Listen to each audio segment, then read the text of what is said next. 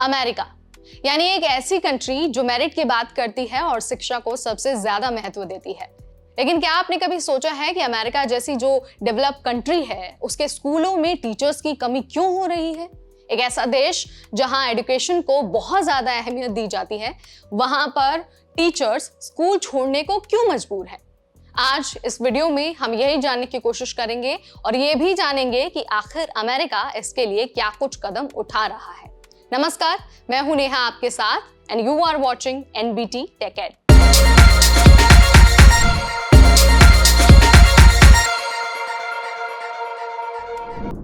America में school teachers की कमी एक गंभीर समस्या बनती जा रही है। हर साल करीब 11% टीचर्स स्कूल छोड़ रहे हैं। 2021 से 2022 के बाद ये कमी इतनी बढ़ गई है कि कई स्कूलों में बच्चों को पढ़ाने के लिए पर्याप्त टीचर्स मौजूद नहीं हैं। कोरोना महामारी के दौरान टीचर्स पर काम का दबाव और ज्यादा बढ़ गया। इस वजह से स्कूल छोड़ने वाले टीचर्स की संख्या तेजी से बढ़ती रही। यूनिवर्सिटी ऑफ पिट्सबर्ग और यूनिवर्सिटी ऑफ कैंसस की एक स्टडी में ये बताया गया है कि 1999 के बाद ये सबसे बड़ा संकट है। लेकिन सवाल वही है कि आखिर टीचर्स अपनी नौकरियां छोड़ क्यों रहे हैं? तो अगर हम इसका जवाब जानने की कोशिश करेंगे तो सबसे पहला पॉइंट आता है कम सैलरी का। अमेरिका जैसे देश में भी कई टीचर्स को शुरुआत में बहुत कम वेतन मिलता है। एक रिसर्च में पता चला है कि ज्यादा सैलरी पाने वाले टीचर्स और कम सैलरी पाने वालों के बीच सालाना $40,000 तक का अंतर हो सकता है।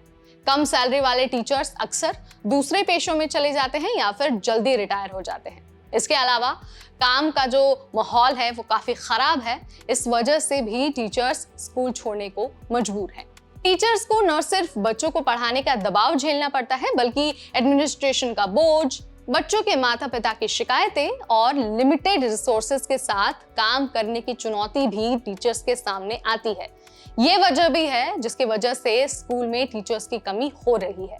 इसके अलावा तनाव और जो मानसिक दबाव है यानी कि स्ट्रेस और जो मेंटल हैरेसमेंट है वो भी स्कूली टीचर्स को अपना पेशा बदलने और स्कूल छोड़ने पर मजबूर कर रहा है।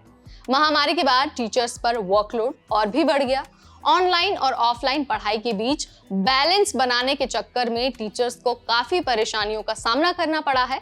इस स्ट्रेस की वजह से कई टीचर्स ने नौकरी छोड़ने का फैसला किया है।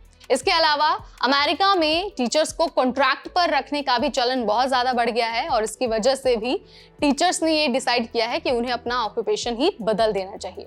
पहले क्या होता था कि टीचर्स को स्थायी नौकरी मिलती थी, लेकिन अब ज्यादातर स्कूल टीचर्स कॉन्ट्रैक्ट पर ही भर्ती हो रहे हैं। ये भी बहुत बड़ी वजह है कि टीचर्स अब स्कूलों में पढ़ाना नहीं चाहते हैं और अपना पेशा बदल रहे हैं। अब एक बार इस पर भी डिस्कस कर लेते हैं कि अमेरिका क्या कर रहा है और उसे किस तरह के कदम उठाने चाहिए। तो सबसे पहले तो जो टीचर्स की सैलरी है उसमें सुधार करना चाहिए। सरकार को चाहिए कि टीचर्स की सैलरी को थोड़ा आकर्षक बनाए ताकि ये जो टीचिंग का प्रोफेशन है वो ज्यादा से ज्यादा युवाओं को अट्रैक्ट कर सके। इसके अलावा काम के लिए बेहतर माहौल बनाने की जरूरत है। स्कूलों में संसाधनों की जो कमी है उसे दूर करना चाहिए।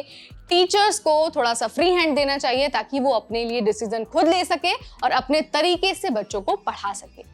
साथ ही जो एक मेंटल हैरेसमेंट है, एक जो स्ट्रेस है, जो वर्कलोड है, उसे भी कम करने की जरूरत है। और कम कैसे होगा?